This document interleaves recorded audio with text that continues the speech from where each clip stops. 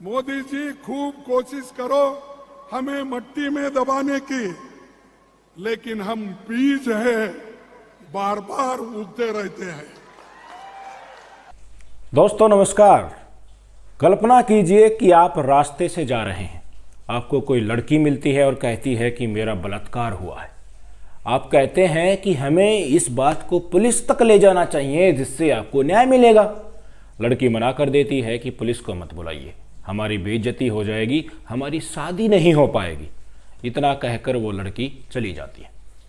आप इस बात को किसी मंच से कह देते हैं कि देखिए स्थिति आजकल ऐसी है कि महिला पुलिस तक को जाने में कतरा रही है। कुछ दिन बाद पुलिस नोटिस लेकर आपके घर तक पहुंच जाती है कि आपने फलाना फलाना दिन ये बयान दिया था, उस महिला की डिटेल दीजिए। जाहिर सी बात है आप चौंक जाएंगे कि भला चलते रास्ते जो आपको मिला है उसका पता आप पुलिस को कहाँ से देंगे। और मान लीजिए आपके पास उसका एड्रेस है भी, तो जो महिला आपको ये बताकर गई है कि पुलिस को मत बताना और पुलिस को मत बुलाना, हमारी बेइज्जती हो जाएगी, शादी नहीं हो पाएगी, तो क्या पुलिस आपको ये जानकारी देने के लिए बाध्य कर सकती है? गोपनीयता का अधिकार तो सबको होता है ना। दरअसल ऐसा ही कुछ हो रहा है आजकल राहुल गांधी के साथ। 30 जनवरी को भारत जोड़ो यात्रा के समापन समारोह में उन्होंने बयान दिया था कि इस यात्रा में वो कई महिलाओं से मिले हैं जिनके साथ अपराध हुए हैं, पर वो सामाजिक बदनामी के डर से सामने नहीं आ पा रही। और आज के समय की ये हकीकत भी है, एफआईआर लिखने से अपराधी को सजा होने तक पूरी प्रक्रिया ना तो पुलिस और न्याय ही न्यायालय गुप्त रख सकता है। क्या महिला को कोर्ट में नहीं बुलाया जाएगा? क्या महिला को पुलिस थाने के चक्कर नहीं काटने पड़ेंगे? ये ज़रूरी भी नहीं कि हर समय से जो तहकीकात होती है वो महिला से महिला पुलिस ही करे। पुलिस अधिकारी भी कर सकते हैं, उसमें वो हिचकिचा भी सकती है। क्या 1 या 2 पेशी में ही न्यायालय से आजकल हमें न्याय मिल जाता है? ऐसा भी नहीं, सालों सालों तक पूरा का पूरा मामला कोर्ट में पेंडिंग रहता है। पुलिस को इस बात पर ध्यान देना चाहिए कि हम ऐसी व्यवस्था बनाएं कि खुद महिलाएं सामने निकल कर आएं, उनके खिलाफ हुए अपराध को रजिस्टर कराएं, अपराधी को सजा मिले और इससे पूरे प्रकरण में किसी को भनक भी ना लगे कि इस महिला का बलात्कार हुआ है। आप मुझे बताइए, पीड़ित महिलाओं का डर झूठा है क्या? आज कोई महिला पुलिस में बलात्कार की एफआईआर कराती है तो कुछ समय में ही आसपास के इलाके में ढोल बज जाता है कि देखो देखो उस लड़की का बलात्कार हुआ है। और जितने भी मेरे दर्शक हैं, आप बताइए कि आज भी हमारे समाज के पुरुष बलात्कार हुई महिला से शादी करने के लिए तैयार हैं? आपको पता ही है समाज की स्थिति क्या है। सिस्टम की खामियां दूर करने के बजाय दिल्ली पुलिस पहुंच गई राहुल गांधी को नोटिस थमाने। राहुल ने जवाब भेजा कि मैं 8 से 10 दिन में उत्तर भेज दूंगा जो जानकारी आपने मांगी है उसकी, पर नहीं, नोटिस देने के तीसरे दिन ही 25 से 30 पुलिस वालों के साथ बिल्ले सितारे पूरे वर्दी पर लगाकर राहुल गांधी से खुद ही जवाब लेने पहुंच गए पुलिस के बड़े अधिकारी। जब वो राहुल गांधी के निवास में प्रवेश कर रहे थे तो उनसे पत्रकारों ने सवाल किया कि मामला तो जम्मू कश्मीर का है, दिल्ली पुलिस के अधिकार क्षेत्र से बाहर है, तो आप किस लिए इनिशिएटिव ले रहे हैं? तो साहब बौखला गए। क्या कहा सुनिए आप। श्रीनगर में बयान दिया था, दिल्ली पुलिस के क्या इसमें रोल आता है? देखिए, जो यात्रा थी वो दिल्ली के यहाँ से भी गुजरी थी और यात्रा के दौरान मैं खुद भी वहाँ पे उपस्थित था और हमारे काफी जो पुलिस अधिकारी थे वो भी थे। और क्योंकि राहुल गांधी जी यहाँ रहते हैं, यहाँ से यात्रा भी गुजरी थी और हम चाहते हैं कि कोई भी ऐसे विक्टिम है जिनके बारे में हमें जानकारी मिल सके, तो ताकि उनको जल्दी से जल्दी हम कानूनी प्रक्रिया कर सकें। अगर दिल्ली के हैं तो हम इमीडिएटली कानूनी प्रक्रिया शुरू कर देंगे और मान लिया कहीं दूसरे की भी, दूसरे प्रदेश का कोई विक्टिम है तो उसके बारे में भी हम उचित। साहब कह रहे हैं कि हम जिस जगह का मामला होगा उस राज्य को सूचित करेंगे, वहां पर एक्शन होगा। यानी कि कन्याकुमारी से अब कश्मीर तक दिल्ली पुलिस का ठेका है। देखिए, अब दिल्ली पुलिस इतनी तत्पर हो गई है कि पूरे देश के मामलों की जांच करने लगी है। पुलिस को सत्ता की उंगलियों के इशारे पर नाचते हुए आप आज स्पष्ट देख सकते हैं। पुलिस भी क्या करे, वैसे नौकरी बचाकर अपने बाल बच्चे तो पालने हैं ना, जो हुक्म मिलेगा वो करना पड़ेगा।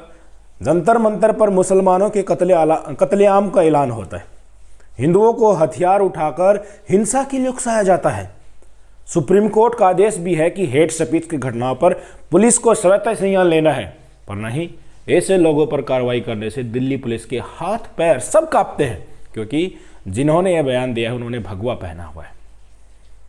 और भगवा से दुश्मनी मतलब भाजपा से दुश्मनी, भाजपा से दुश्मनी मतलब सरकार से दुश्मनी। तो कोई भी पुलिस वाला इसमें हाथ लगाएगा नहीं। एक भाजपा का नेता अपनी कार से कई किलोमीटर तक घसीटकर एक गरीब परिवार की लड़की को मार डालता है और यहीं दिल्ली पुलिस उसको हथकड़ी लगाने से थर थर कांपती है। आखिर पुलिस की मजबूरी है, हमने ये आपको बिल्कुल स्पष्ट बता दिया है, उनको आदेश मानना ही पड़ेगा।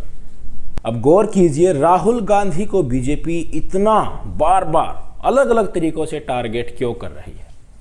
इसका एक साधारण सा और बिल्कुल स्पष्ट कारण है, वो ये कि कहीं कुर्सी न चली जाए।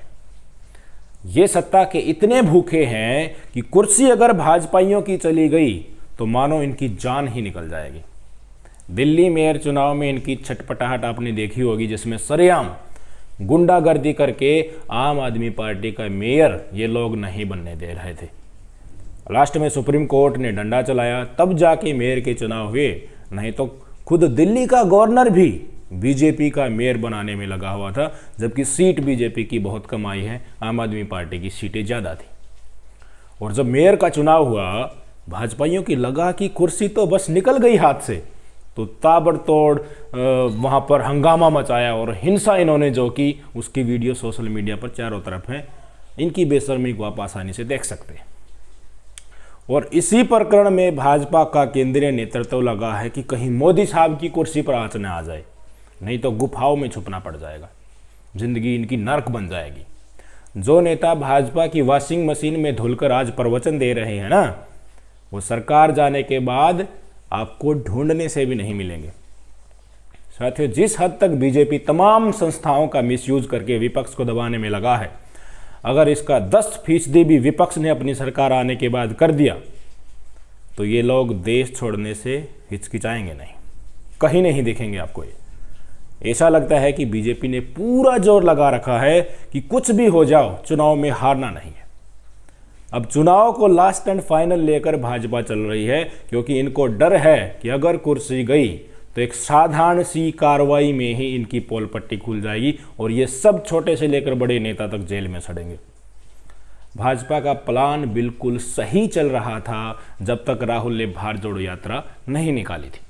राहुल पैदल चले, लोगों से मिले, जनता को पता चला कि राहुल की जो छवि बीजेपी और गोदी मीडिया ने बना रखी है वैसे वो है नहीं। लोगों का स्नेह राहुल की तरफ जागा और एक नई आस के तौर पर राहुल उभरने लगे। याद कीजिए, बजट सत्र के पहले चरण में लोकसभा में दिए गए राहुल के भाषण को उन्होंने एक एक लफ्ज को इतनी गहनता से रखा कि भाजपाई शॉक्ड रह गए कि ये क्या, ये तो हमें टक्कर देने की स्थिति में पहुंच गया है। सुनिए उन्होंने क्या कहा था। सब जगह अदानी अदानी अदानी अदानी अदानी। ये देखिए रिश्ता, ये देख लीजिए प्लीज पोस्टर।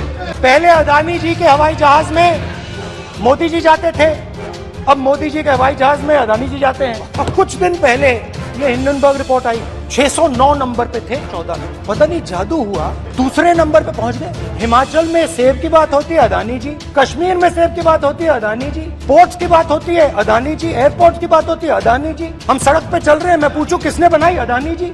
मगर प्रधानमंत्री जी इजराइल जाते हैं और उसके एकदम बाद अदानी जी को ये कॉन्ट्रैक्ट मिल जाता है। प्रधानमंत्री जी ऑस्ट्रेलिया जाते हैं और जादू से state bank of India $1 billion loan Adani ji को, इलेक्ट्रिसिटी का contract Adani ji. That he was told by president Rajapaksa that PM Modi pressured him to give the wind power project directly to mister Adani. 19,700 crore रुपए हम ग्रीन हाइड्रोजन के लिए देंगे, मतलब अदानी जी को देंगे। How many times did you travel together with Adani ji? How many times did Adani ji join you later on a visit? How many times did Adani ji travel to a country immediately after you did? And in how many of these countries after you visited did Adani ji get a contract?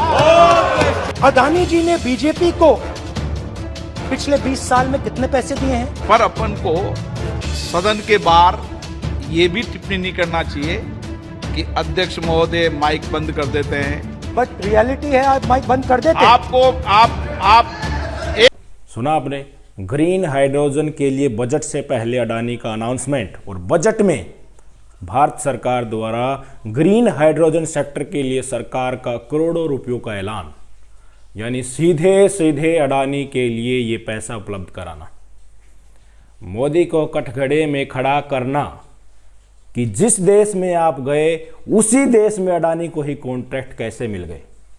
संसद में ये पहला झटका था जो राहुल ने सीधे तौर पर मोदी साहब को दिया। इसके बाद मोदी जी का राज्यसभा और लोकसभा में लंबा भाषण हुआ, पर अडानी का नाम वो अपनी जुबान पर नहीं लाए। उसके बाद तो कई रिपोर्ट आ चुकी हैं जो दिखाती हैं कि मोदी सरकार के बलबूते पर ही आज अडानी का ये साम्राज्य खड़ा हुआ है। इसकी हम डिटेल में नहीं जाएंगे क्योंकि थोड़ा मोटा जितना भी खबरें आई हैं हम आपको हिंडनबर्ग रिपोर्ट आने के बाद जो इंडियन मीडिया में भी उछला है मुद्दा, उसके बारे में विस्तार से बता चुके हैं। अब जब राहुल को पता चल गया था कि मोदी सरकार की नब्ज तो यही मुद्दा है अडानी वाला, तो उनको ताकत दी किसने? सुप्रीम कोर्ट ने। जब सुप्रीम कोर्ट ने सरकार से ये कहा कि हम आपके सीलबंद लिफाफे को नहीं लेंगे, सार्वजनिक तौर पर अडानी मामले की जांच कराएंगे, और इतना कहकर सुप्रीम कोर्ट ने जांच आयोग बैठा दिया। इस स्टेज पर भाजपाई कांप रहे थे और राहुल का कद बढ़ रहा था।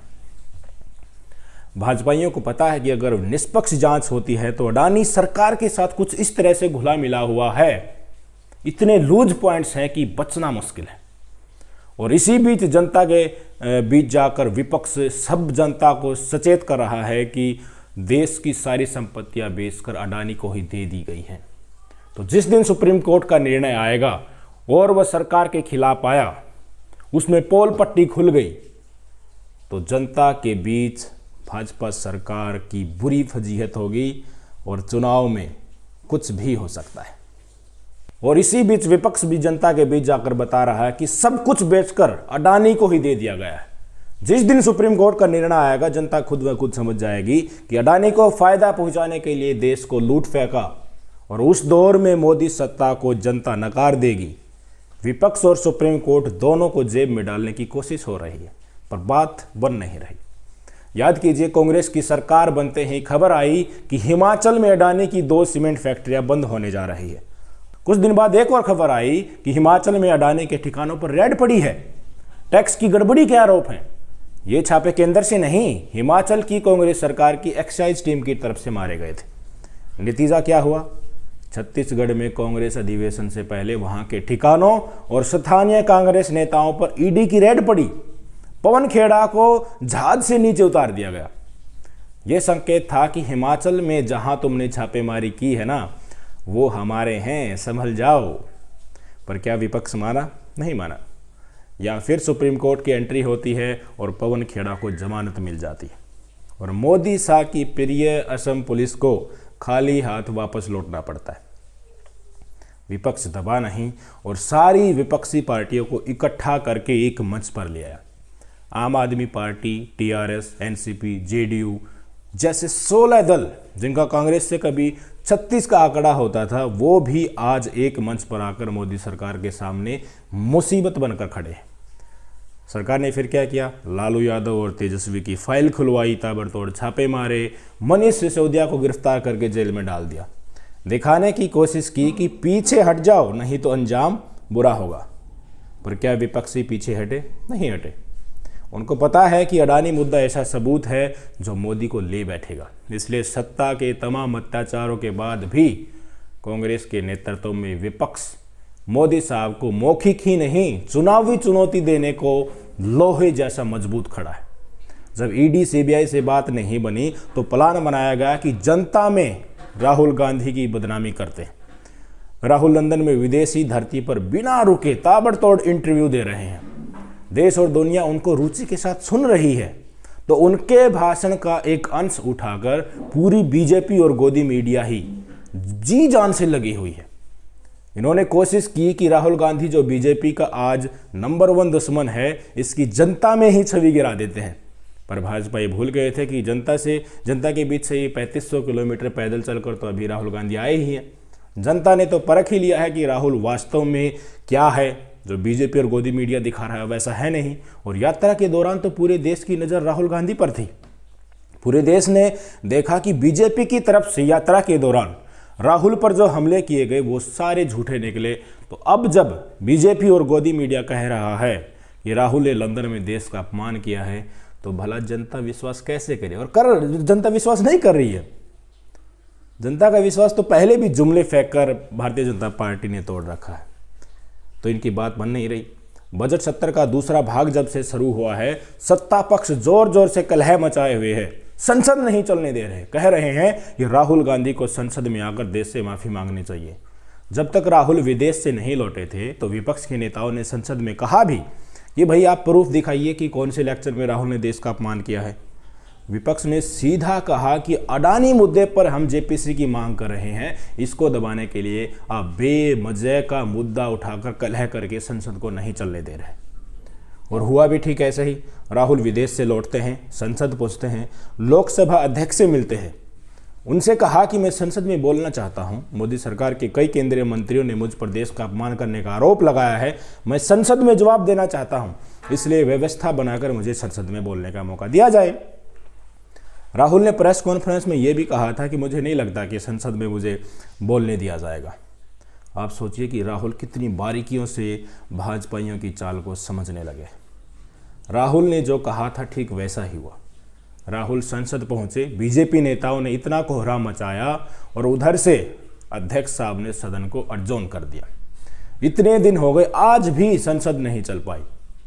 अब देश की जनता से मेरा एक सवाल, भाई मैंने कोई गलती की है और आप चाहते हैं कि मैं आपसे माफ़ी मांगूं, तो इसे जुबान से ही बोलकर तो मैं अपनी बात रखूंगा ना, या फिर मेरी शर्ट उठाकर मेरा पेट दिखा दूंगा और आप मान लेंगे कि मैंने माफ़ी मांग ली? ऐसा तो नहीं होता है ना। जुबान से मुझे बोलने दोगे, बोलने का मौका दोगे, तभी तो माफ़ी मांगूंगा ना। भाजपा राहुल गांधी से माफ़ी मंगवाना चाहती है तो सदन को राहुल के आते ही कोहराम मचाकर क्यों स्थगित किया जा रहा है? मसला बिल्कुल साफ है, वो बेवजह का मुद्दा बनाकर राहुल को बदनाम करना और अडानी के कर्मकांड को छुपाना चाहती है। अब जब देश की जनता इस तरीके से बेवकूफ़ नहीं बन रही, तो जहाँ जहाँ बीजेपी नेता रैलियाँ और संबोधन कर रहे हैं, वहाँ वहाँ बीजेपी के बड़े बड़े नेता, यहाँ तक कि मोदी साहब, उपराष्ट्रपति धनखड़ साहब, सरेआम एक झूठ का बतंगड़ बनाकर राहुल की छवि गिराने में लगे। कह रहे हैं कि लंदन में राहुल ने देश का अपमान किया, पर कहीं ना कहीं जनता स्वीकार नहीं कर रही। तो अब दाव चला कि सीधे तौर पर राहुल को व्यक्तिगत तौर पर ही डराते हैं। श्रीनगर में दिए गए भाषण के 45 दिन बाद दिल्ली पुलिस की आंखें खुलवाई और वह पहुंच जाती है राहुल से भारत जोड़ो यात्रा में मिली महिलाओं की डिटेल मांगने। पर क्या कांग्रेस और राहुल गांधी डर गए? शायद नहीं। पुलिस के जाते ही राहुल खुद गाड़ी चलाते हुए घर से बाहर निकले तो उनके चेहरे पर खिली हंसी और आत्मविश्वास देखकर भाजपाइयों का मुंह ढीला हो गया।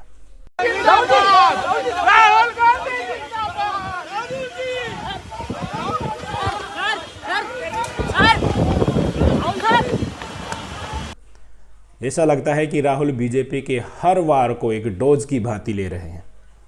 इतना ही नहीं, कांग्रेस ने राहुल की इस तस्वीर को ट्वीट करते हुए बीजेपी को मिर्ची लगा दी, क्योंकि इसमें लिखा हुआ था, सावरकर समझा क्या, नाम राहुल गांधी है।